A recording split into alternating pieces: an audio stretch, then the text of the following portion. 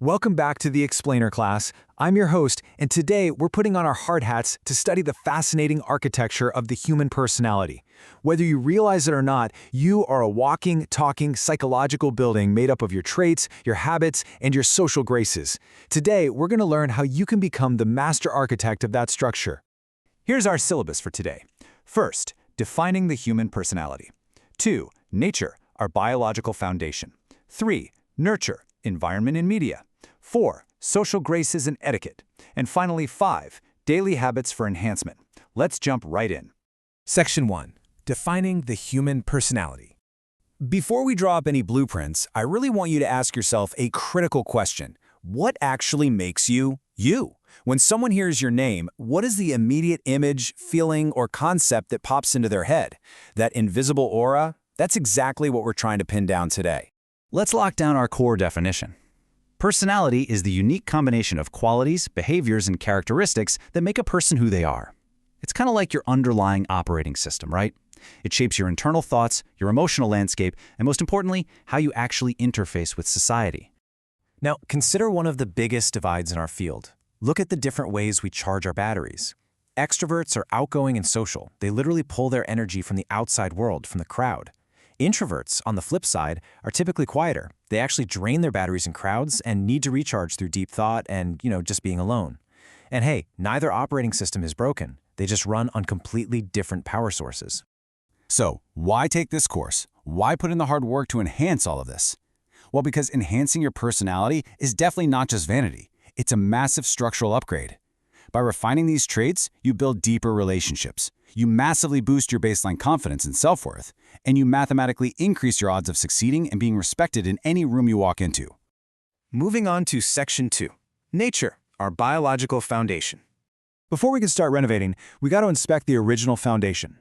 A huge chunk of your baseline behavior actually comes from hereditary factors, stuff we're just born with. Just like your eye color or how tall you are, you inherit specific predispositions right through your DNA. Basically, biology sets the initial stage.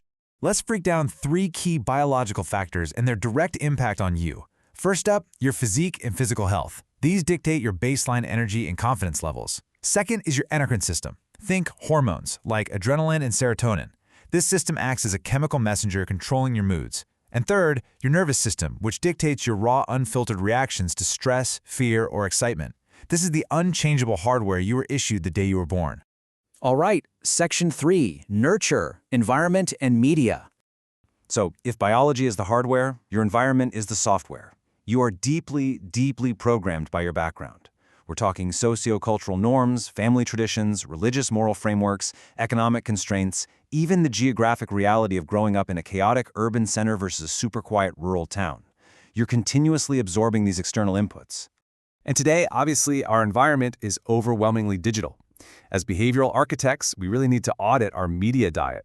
Books and newspapers build up your critical thinking and vocabulary. Films and advertising subtly shape our aspirations and even our fashion. And social media, the absolute giant of our era, it can connect us globally, sure, but it can also completely shatter our attention spans through doom scrolling. Honestly, what you consume, you become. Which brings us to Section 4, social graces and etiquette. I definitely want you to mentally highlight this quote. Good manners and social skills make a great first impression and build lasting respect. Look, people can't see your genetics, and they can't see your childhood environment, but they immediately feel your manners. This is absolutely the fastest way to architect a better external perception of yourself. These are the core etiquette skills that basically act as the pillars holding up your public persona. Business etiquette requires you to be professional and punctual. Social etiquette demands proper greetings and table manners. And never ever underestimate the massive return on investment of basic politeness, just using please and thank you.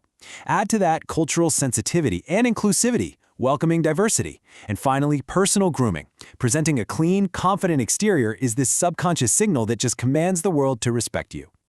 Let's hit our final section, Section 5, Daily Habits for Enhancement. Okay, let's transition into some practical lab work with 6 daily steps. Number 1, think positive and be optimistic. Focus on solutions, not problems. 2, stand tall and be confident. Your posture actually breathes mental confidence.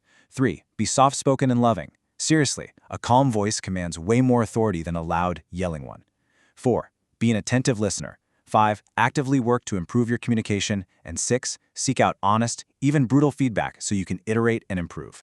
Now, if there's a strict zero-tolerance policy in this course, it's this. Avoid backbiting. Never, ever gossip. Gossip is basically a corrosive acid to your architectural foundation. Think about it. If someone is willing to gossip with you, the rest of the room assumes they'll gossip about you. It instantly destroys trust, so just don't do it. As we wrap up today's explainer class, I want to leave you with this final thought. If your personality is a house, what kind of architect are you going to be? Starting today, now that you know you can actively shape your traits, are you going to let circumstance just build some random shack, or are you going to take control of the blueprints and build an absolute masterpiece? The choice is entirely yours. Class dismissed.